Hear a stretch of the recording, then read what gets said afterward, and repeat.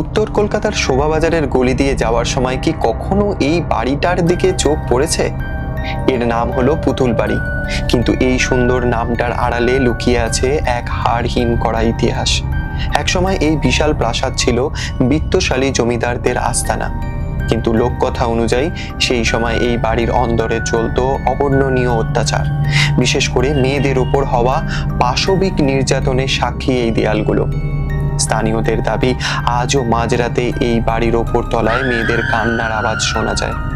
বলা হয় সেই সব অতৃপ্ত আত্মারা আজও মুক্তি পায়নি। এমনকি যারা এই বাড়িতে থাকার চেষ্টা করেছেন তারা এক অদ্ভুত অস্বস্তি অনুভব করেছেন। মজার ব্যাপার হলো, বাড়ির একতলায় এখনো মানুষ বসবাস করেন, কিন্তু ওপরের তলাগুলো একেবারেই পরিত্যক্ত। কেন কেউ সাহস পায় না সেখানে যাওয়ার? শুধুই কি ভগ্নদশা, নাকি অন্য কিছু?